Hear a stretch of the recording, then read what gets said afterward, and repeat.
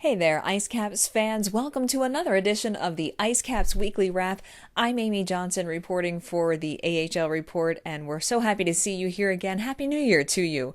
Let's take a look at what the IceCaps did last week. They had a very busy first week back after the Christmas holiday as they continue to inch their way up the standings in the division. They had 4 games last week, starting with a Boxing Day matchup against the Toronto Marlies in Toronto. This is the continuation of their road trip from prior to the Christmas holiday, and they won this match in Toronto 2-1. Daniel Audette and Jeremy Gregoire were the 2 goal scorers in this game, and it was a great way for the IceCaps to kick off their road trip and start what would end up being a very long week on the road. They then traveled to Utica, New York, where they played the Comets on Wednesday night in Utica. The Comets are always a physical team to play against, always a tough matchup. This one went to extra minutes. This went to overtime. The IceCaps won this one 4-3 in overtime.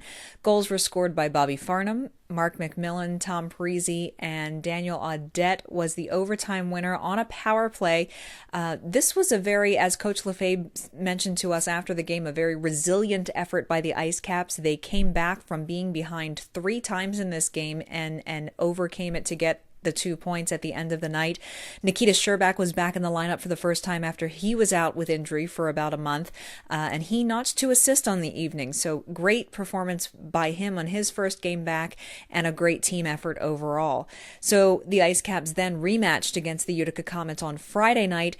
This one was equally tough, equally close, but the scoring was not as wide open. They won this one also in overtime. This one was won 2-1, however, and the only real difference was a new goaltender for the Comets. Richard Bachman was in net instead of Thatcher Demko, and David Brohl was the only regulation time goal scorer for St. John's, and Julien Brouillette was the overtime winner.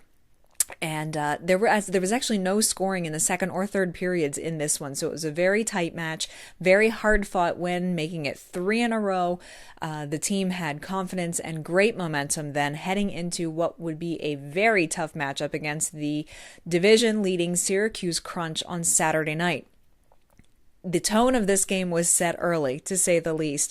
Just 14 seconds into this game, the gloves were dropped and there were multiple fights and scrums taking place practically right off opening face-off, and that was to be the tone for the remainder of this game. There were more fights than you can count. Stefan Matteau ended up with a game misconduct for 2 fighting majors. David Brohl and Bobby Farnham were both given 10-minute misconducts towards the end of the third period, which meant they had to leave the ice for the last 10 minutes of the game. Overall, in total, 96 total penalty minutes were handed out to both teams combined. About 2/3 of that went to the IceCaps. So it was a feisty match, and the IceCaps found themselves down early, very quickly, down 4-0 early, very quickly. But then Marcus Eisenschmidt had a beautiful breakaway on a penalty kill and potted a shorthanded goal to get things back going the other way. And before the end of the first period, they had gotten themselves back to within 1 goal, and it was 4-3 at the end of the first. Marcus Eisenschmidt, Jacob Delarose, and Mark McMillan had all scored in that first period. Delarose would go on to score another goal later in this game, as did Daniel Audette, but unfortunately they could not surmount the comeback totally on this one, and they did fall to the Syracuse Crunch 7-5. Transactions for this past week, there were a few. Sven Andrighetto was recalled to the Montreal Canadiens yet again. However, he has been since reassigned to St. John's. Ryan Johnston was recalled to Montreal. Matthew Gagnon was released and sent back down to Brampton. Bobby Farnham was recalled to Montreal just a couple of days ago. He spent his first day with Montreal on Tuesday, but was a healthy scratch in that game. And Brian Pitton was released from his PTO. He He was backing up Charlie Lindgren in all 4 of those games last week, while Jan Denis spent some time back at St. John's attending to the birth of his 3rd child with his wife. So looking ahead to this week, there's more excitement on the road for the IceCaps. They face the Albany Devils on Wednesday night, who are just ahead of them in the division standings, so this should be a very interesting matchup.